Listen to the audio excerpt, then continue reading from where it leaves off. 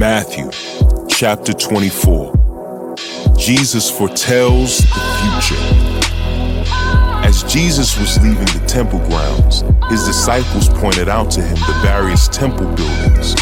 But he responded, "Do you see all these buildings? I tell you the truth. They will be completely demolished. Not one stone will be left on top of another." Later, Jesus sat on the Mount of Olives. His disciples came to him privately and said, "Tell us, when will all this happen? What sign will signal your return and the end of the world?" Jesus told them, "Don't let anyone mislead you, for many will come in my name, claiming, 'I am the Messiah.' They will deceive many, and you will hear of wars and threats of wars. But don't panic. Yes, these things must take place, but the end won't follow immediately. Nation will go to war against nation, and kingdom against kingdom. There will be famines and earthquakes in many parts of the world, but all this is only the first of the birth pains, with more to come. Then you will be arrested, persecuted, and killed. You will be hated all over the world because you are my followers, and many will turn away from me and betray and hate each other.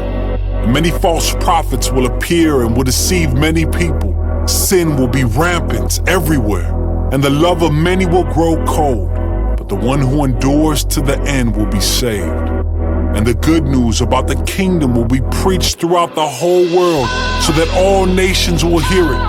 And then the end will come. The day is coming when you will see what Daniel the prophet spoke about, the sacrilegious object that causes desecration standing in the holy place. Reader, pay attention. And those in Judea must flee to the hills. A person out on the deck of a roof must not go down into the house to pack. A person out in the field must not return, even to get a coat. How terrible it will be for pregnant women, for nursing mothers in those days. And pray that your flight will not be in winter or on the Sabbath, but there will be greater anguish than at any time since the world began, and it will never be so great again. In fact, unless that time of calamity is shortened, not a single person will survive, but it will be shortened for the sake of God's chosen ones. Then if anyone tells you, 'Look, here is the Messiah,' or 'There he is,' don't believe it. For false messiahs and false prophets will rise up and perform great signs and wonders, so as to deceive, if possible, even God's chosen ones.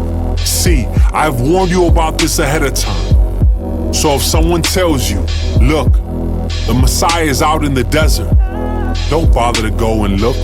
Or, 'Look, he is hiding here,' don't believe it. For as the lightning flashes in the east and shines to the west, so it will be when the Son of Man comes. Just as the gathering of vultures shows there's a carcass nearby, so these signs indicate that the end is near.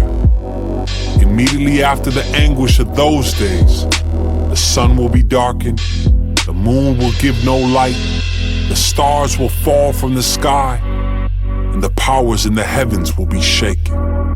And then at last, the sign that the Son of Man is coming will appear in the heavens, and there will be deep mourning among all the peoples of the earth.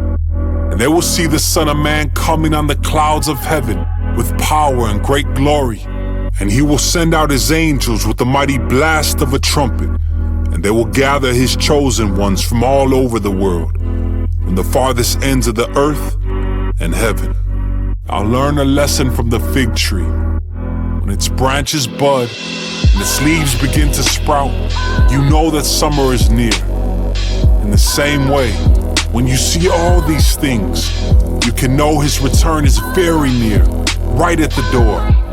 I tell you the truth, this generation will not pass from the scene until all these things take place.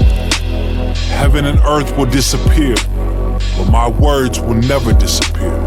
However, no one knows the day or hour when these things will happen, not even the angels in heaven or the Son himself, Only the Father knows. When the Son of Man returns, it will be like it was in Noah's day. In those days before the flood, the people were enjoying banquets and parties and weddings right up to the time Noah entered his boat. People didn't realize what was going to happen until the flood came and swept them all away. That is the way it will be when the Son of Man comes.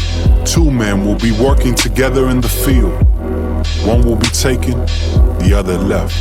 2 women will be grinding flour at the mill. One will be taken, the other left. So you too must keep watch, for you don't know what day your Lord is coming. Understand this: if a homeowner knew exactly when a burglar was coming, he would keep watch and not permit his house to be broken into. You also must be ready all the time, for the Son of Man will come when least expected. A faithful, sensible servant is one to whom the master can give the responsibility of managing his other household servants and feeding them. If the master returns and finds that the servant has done a good job, there will be a reward. I tell you the truth, the master will put that servant in charge of all he owns.